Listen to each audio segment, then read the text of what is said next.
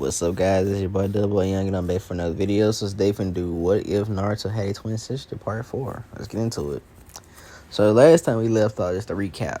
They currently made their way to the battle and revealed their KCM forms to Kakashi and, Obito and My Guy. But this time, instead of it just being KCM2, it's also KCM2 stacked with Sage Mode currently. Because if you watch the previous part, which is on my YouTube channel, they actually already unlocked KCM2 earlier in the story, which made them both even stronger. And plus, these are stronger versions of Naruto and even the strong Saruto, who's relative to stronger Naruto. So his KCM forms are a lot stronger because he actually masters KCM1 completely. And he ends up mastering KCM2, which would make him a lot stronger in this timeline. And when he stacks Sage Mode, which Sage Mode is also mastered, is also far stronger. So yeah, cool. Well, I wouldn't say master, I would say perfected, because in order to be master, they have to be able to use the tools and stuff. But you'll see going forward, pretty much. So anyways, I'm gonna just say that Naruto and Saruto can pretty much use more Sage Mode for a longer period of time. That's what I'm gonna say. And so let's get into the video. And if you're wondering why I'm on this, because it's 4 a.m. when I'm recording, because I've been up for like an hour and I've been bored. So I say, well, now let me just record this part. So let's get into it. So last time we left off, they currently are facing Obito. Now, Obito tries to fight both Saruto and Naruto, but they're just too fast and too powerful for them to hit. But they can't hit him either because he's intangible, because he has that, Kamui. God, that was an unbroken ability. Why did they even make that? So anyways, with that being said, Kakashi, he would try to use his Mangekyo ability, Kamui, as well. And then when Obito uses it, he realizes they both are in the same, dimension. They got the same dimension, yada yada.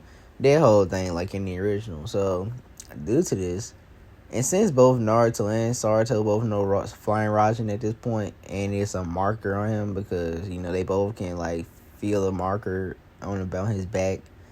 And then, they said this must be the same masked man that their father fought years ago, because they came to that conclusion once they realized they met their father during, the pain fight. Because I didn't discuss it in the last part, I don't believe, but in the pain fight, the same events will still happen with Hinata.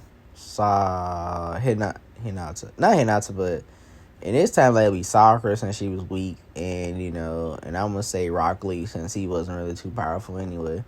And so this will of course send both Saruto and Naruto into a spiral, making them awaken, a hypothetical Nine Tails, which would have been way more powerful than Six Tails version 2 form. So this would have made them both rage and blitz the heck out of the passive pain, which would allow them to actually, beat down and destroy them and rip them to shreds. I'm just talking mess, it's not really happening. But they do be enraged in their KCM1 forms, though. And it actually does give them the power boost of KCM1 to actually to be able to beat the living crap out of them with quick succession and rip their body part from part, pissing them both off, And so anyways, back to the present day time. Obito is actually struggling against the twin pair, and the twin pair is kind of struggling against Obito because that intangibleness. But they'll get better as the time goes on, since, Obito does have a little time limit of 5 minutes to use Kamui. Or it only lasts 5 minutes, I think that's what it was said. So once they realize that, they time their attacks very well. So every 5 minutes they'll wait until Kamui is over and he becomes tangible again. And then once he was tangible, Saruto, she would bust out a flaming orb, which turns out to be her Scorch Rasengan, is what she calls it. And so Naruto will pull out his lightning Rasengan, because he actually learned how to since he learned the Rasen Shuriken, he would actually go into a lightning element. He would learn a new Rasengan, call it the lightning release Rasengan. But his Rasengan was vanishing, like he threw it and it vanished and disappeared. And Saruto thought it didn't work when she threw her flaming Rasengan, but they both landed. And so when they hit Obito, not only did it fry him like a Crispito, but it also electrocuted him like he was Raiden. And so after this, Obito will be GG'd and he'll fall down. And I know what y'all think, how did he get defeated so easily? Well, keep in mind, this is a way stronger Naruto, who I would scale close to, if not somewhat on the level of above Jubito. So that means that he's far stronger than this current Obito. So this means since Naruto is relative to him, they both would literally be too powerful for their own good, which makes sense as they trained a lot.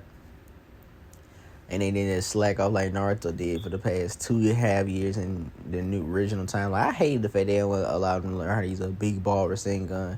If he was with Jiraiya of all people, he should learn how to use perfect Sage Mode at that point. He should have mastered his KCM, at least KCM 1. It's a lot he could have been able to do in that time period, but didn't. So, unfortunately, we never got to see how good Naruto really could have been in most of those arcs. But then again, they couldn't make them too powerful because if they did, none of the arcs would make sense. Well, it kind of would have if they just worked around it. But, they weren't finna do that. So, it is what it is. So, moving forward, Obito is defeated. And he can't really move since the lightning and fire combined did do a number on his body. Because he was literally putting a flaming orb while an invisible shock of lightning came out of nowhere and he electrocuted his body from the inside while he was being burned alive at the same time. So luckily he was able to use Kamui, but by that time period it was too late. His body already got damaged a lot. He lost a lot of chakra in that point. So that's when the mask was fried and electrocuted off, so they was able to see that it was Obito. And Kashi was saying that it was his friend. Then, at this point, the same thing would happen. Well, not the fight itself, because it wouldn't happen since Obito couldn't move. So Obito would apologize to Kakashi for everything he's done in his life. And that he honestly wished that he can be different, but it's too late for him. And so he would give Kakashi his right eye as a sign of respect and tell him to carry on his will and make sure you take down that bastard Madara, because he never liked that Madara, as he revealed like in the original. And he's planning on, deceiving him anyway. Kind of like in the original. So he says take down Madara and stop him from doing this Tsukiyomi, because he realizes that this is just a fake reality after speaking with Kakashi and Naruto now. And that he wished Rin was here, but at least he get to finally see Rin.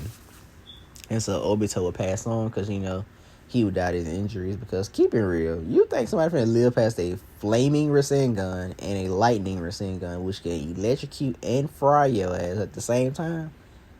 I doubt it. So he'd be GG'd and he'll be dead. And so with Kakashi having another eye, Hinata would come in time actually to the battlefield after sensing Saruto and Naruto's chakra with Byakugan and her, great sensory skills she gained. And so she'll get to the battlefield and see if they're all injured, so she'll heal everybody. And since she knows the Shadow Clone Jutsu, the multi-Shadow Clone Jutsu at least, because she learned it from Naruto, she will be able to heal all four of them at the same time. And since they didn't really use too much chakra in the fight, I would say that it wouldn't really be too long for each of them to heal within 5 minutes. So once they're healed, they ask Hinata to implant the other eye of Obito into Kakashi, so Kakashi get the right eye implanted, and this will give him access to DMS in the real world versus that spiritual crap they pulled in the fourth not fight, which was dumb. Well, in the final fight, I mean.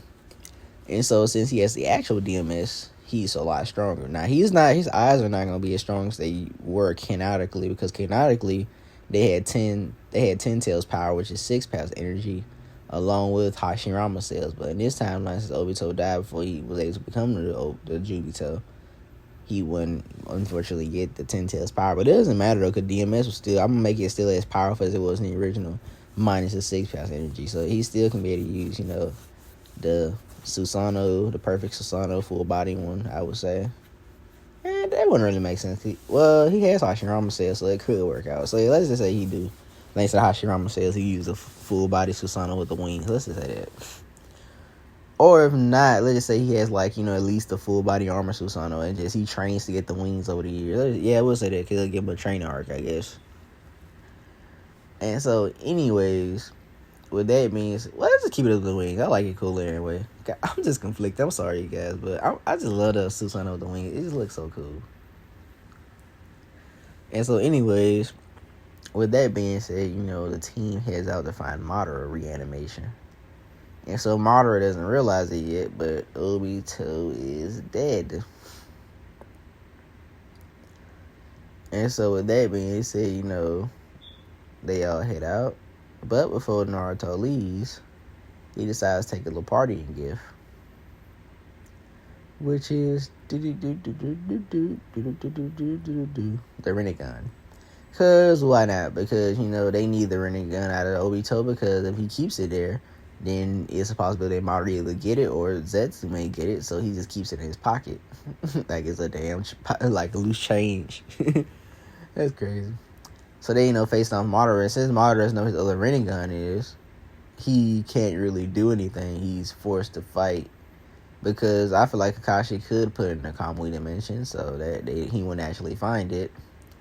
And so due to this, Madara is at some point will be defeated. Well, Madara will actually be down and actually kill Naruto, and he would actually take the tail beast out of Naruto. And so to save Naruto's life, he would actually be given the other half by Saruto with the same ability that Minato did. And since this happens, Saruto would kinda technically also die, but saving Naruto, so she would take the bullet. And so Naruto would still be unconscious because he had a beast extracted out of him. Even if he did get the other half of Kurama, he would still take him some time to, wake up. And Sasuke would still be killed by Madara as well, because he would eventually join a battle with Saruto and Naruto. But it would be to no avail because he would still get clapped, because he was at this point had the EMS, and his EMS would be far stronger in this timeline due to him actually having more time to use it. Because he would have implanted eyes a lot sooner than he did in the original, due to the fact that he wanted to get stronger than Naruto in this timeline a lot, more. So he would have gotten stronger from that.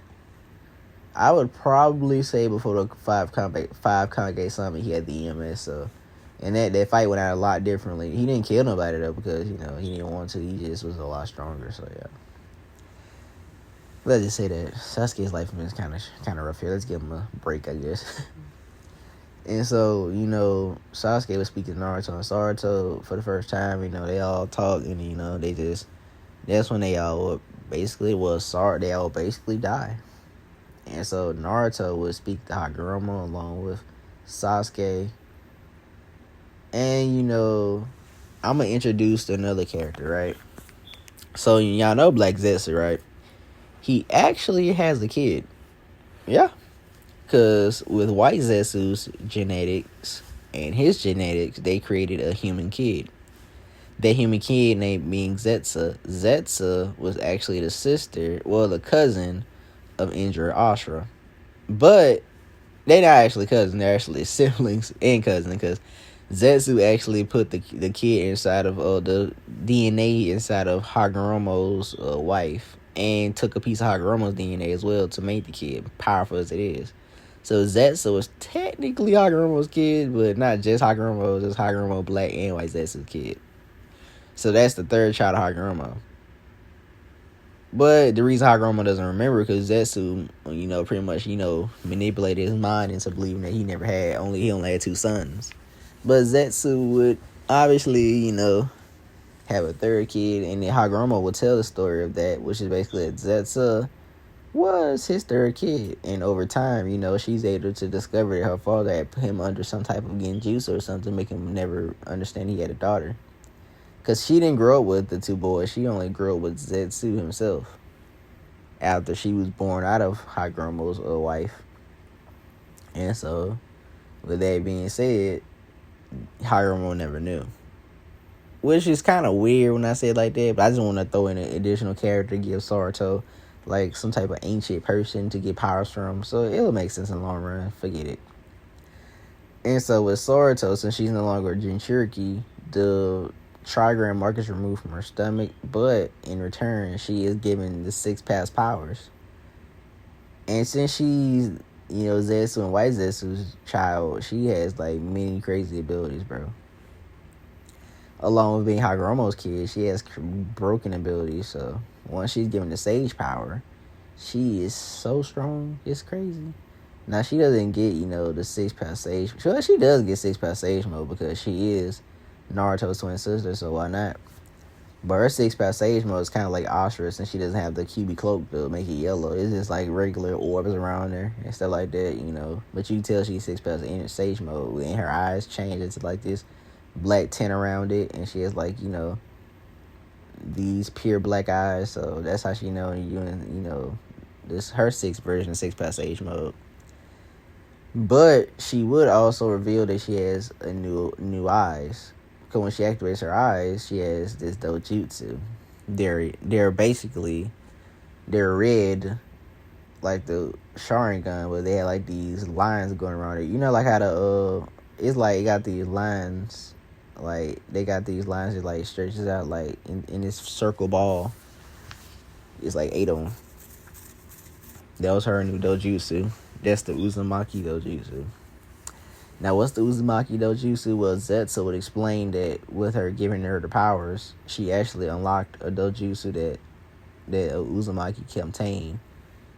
More specifically, a female Uzumaki, which is that dojutsu, which will allow the user to use the abilities of not only the Sharingan, but the Rinnegan, the Tensei gun, the Katsuri gun, and any other dojutsu in the Naruto verse. And the reason she could use even those abilities was because of the six past powers that was given to her. Now, if she was just given like in those eyes itself, she can only use the Uzumaki dojutsu abilities, which is the ability to obviously, you know, to increase her physical stats like the Kaioken. And so she won't have to use A in her gate. She can just use something like that Kaioken, and it could be more of a good thing for her than bad, since she won't have to, you know, ice herself out in the 8th gate. So yeah, that's good.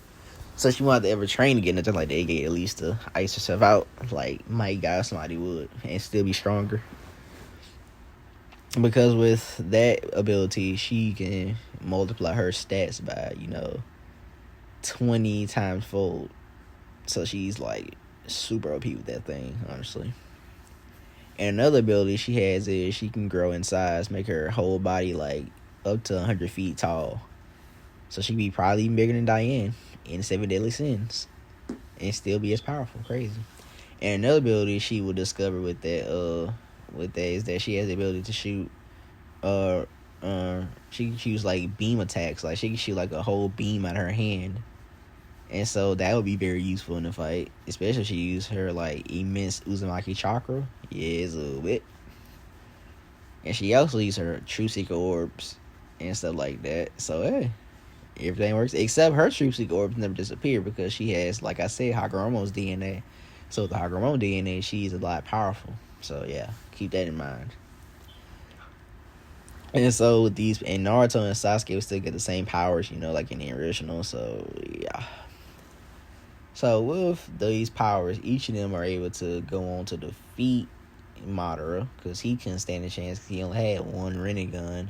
He only had the one Rinnegan, and he was never like rebirthed. He was never re-alived again is what I'll call it. So unfortunately, he is sealed up. And so after being sealed, you know, Black Zetsu was killed. And even though, you know, Saruto kind of felt the connection towards him, and Saruto knew who he was as to her, and, you know, they had their little moment, she had to put her own, basically, father down, because, you know, if she didn't, he would have, like, planned on using somebody else, maybe in the future Uchiha, to do the same bidding. So they killed him, and White Zetsus, and the rest of the other White Zetsus, and yada yada in the war, and they win. Now, thanks to, you know, the efforts of the war, they got Madara's Rinnegan. But who would take Madara's Rinnegan? It would be Naruto. Because since Sasuke already has the Rinnegan in his left eye, he doesn't really see fit of using another Rinnegan. So Naruto gets Madara's Rinnegan, and they implement Naruto's eyes, allow him to have the Rinnegan. Because I need Naruto to have dojutsu as well, because his sister has one, his best friend has one, his girl has one, so why not him? So he has one too. So the war ends, and Naruto, and Sasuke and Hinata are all seen as the top heroes in the war for their efforts. Like Hinata healing a lot of people, Naruto and Saruto fighting in the war, so is Sasuke. And keep in mind, I forgot to mention, Naruto has the full Kurama at this point, so his KCM chakra mode would have been far stronger than it was originally, so that would have been another helping thing and another saving grace along with Sarato's new Dojutsu that helped them win the war. And so when the war is said and done, Naruto and Sasuke said their final fight, and Saruto and Hinata had their final fight because Saruto and Hinata wanted to, close the book on who's the stronger Kunoichi, because they actually had a little rivalry that wasn't really spoken of in the series, but they actually had a rivalry going on to prove who's the strongest, because I would have said it was Sakura, but Sakura wasn't that strong in this timeline since she was never given the same training with Tsunade is. She was originally. She only ever learned Genjutsu and became like basically a Genjutsu master and a Genjutsu specialist, even surpassing Kurenai Sensei. But she was never on the level of like her former self, so unfortunately we can't really say much about that. So, but we could say she learned 8 inner gates from my guy, but other than that, she's not really that strong. She only would learn it to possibly the 4th gate. So, yeah, that would make sense for her as a rivalry with Saruto. So, at the same time as Naruto and Sasuke having their fight, Saruto and Hinata had their fight. But even though Saruto has the 6 past powers, Hinata was still able to keep up somewhat. Because keep in mind, she has the Byakugo Seal, she has the Byakugan. And she actually pull out a trump card that she's been saving. She knows Slug Sage Mode. Because that's right. Because after training with Tsunade, before the war, she actually unlocked the Slug Sage Mode.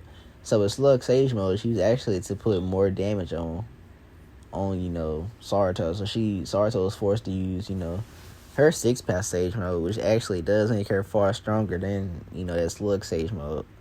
So, the fight would continue on, and she decided to use one of her Uzumaki Dojutsu abilities. And she pretty much was able to use, she pretty much use telekinesis, which is being in control, the movement of a person with your mind. So she lifted Hinata up and slammed her into the ground with her hand. And so Hinata was, then hit with a regular Rasengan when she tries to get up, thereby giving Saruto the win. And so with Naruto and Sasuke, in this timeline, Naruto, he's far stronger than Sasuke at this point because he has both half of his Kurama. So without the other half of Kurama in the Chubaku Tensei, because I feel like he still put the tail beast in Chubaku Tensei to give himself the advantage, Naruto would easily clap Sasuke. GG. And so in this timeline, Naruto is losing an arm since he doesn't ever they don't ever get to that point where their arms will get destroyed due to the fact that Naruto's superior and his durability is far stronger. So due to this, Sasuke's arm is the one that's blown off. But in this timeline, Sasuke is forced to get the Hashirama arm since they're not gonna allow him to be the one arm guy he wasn't Boruto, which was stupid, but it is what it is. So eventually Naruto and Sasuke had a little talk, and Sasuke is moved and brought back to the good side. So Saruto, Naruto, Sasuke, and Hinata is all laughing. And then, of course, Sakura was still going to try to cut down. She still likes Naruto, and she still likes Sasuke in this timeline for some odd reason. I don't know why. But Sasuke will blow her off because he doesn't like her. Because keep in mind, she never really had, in this time, he definitely didn't like Sakura more and more since Naruto was on the team to take some of the brunt of her annoyingness. He got to fully understand as to why he didn't like her. So, yeah, that wouldn't work out. So, Sakura is bitter and lonely. F her. She deserves to.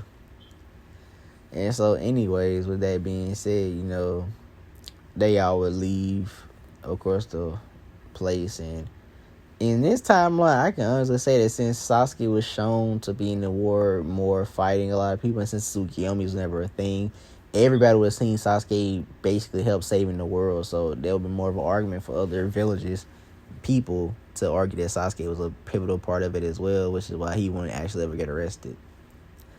So with that being said, they can let Sasuke leave a lot earlier. But I feel like in this timeline, Sasuke, he would leave off because, Karin is still out there. And that's one of the many reasons he wants to go find her. And so he would leave the village to go in search for Karin. As well as, travel the world with her. Because I feel like in this timeline, I'm going to give him Karin because it makes the most sense. I don't know why they didn't let him and Karin get together. Because just imagine they would have had a kid, a Uzumaki, and a half Uchiha.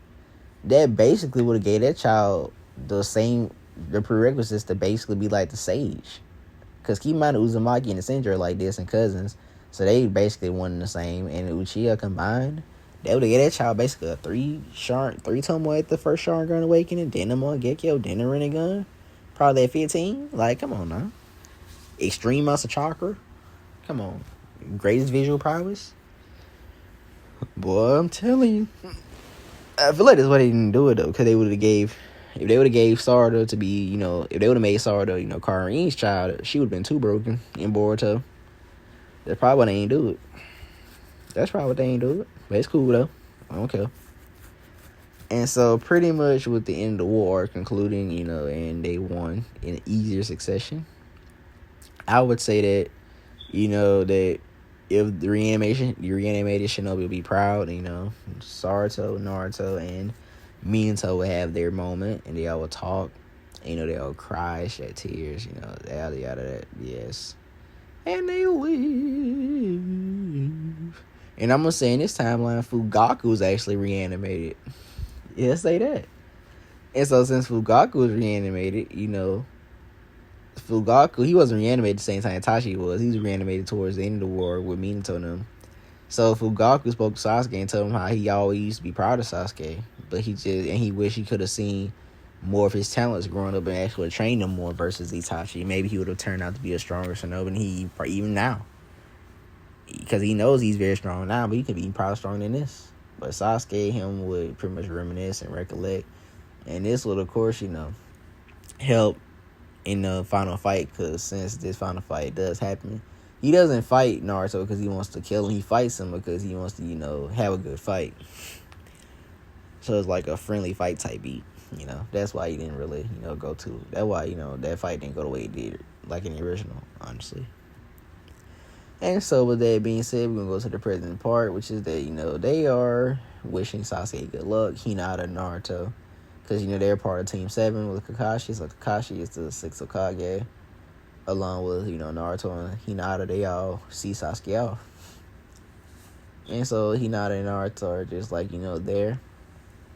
And then so pretty much Hinata and Naruto will go back to their house together. Because at this point, since they're representing the war, they got paid handsomely by Red Village. So, Naruto and Hinata are multi-millionaires. So they're very rich.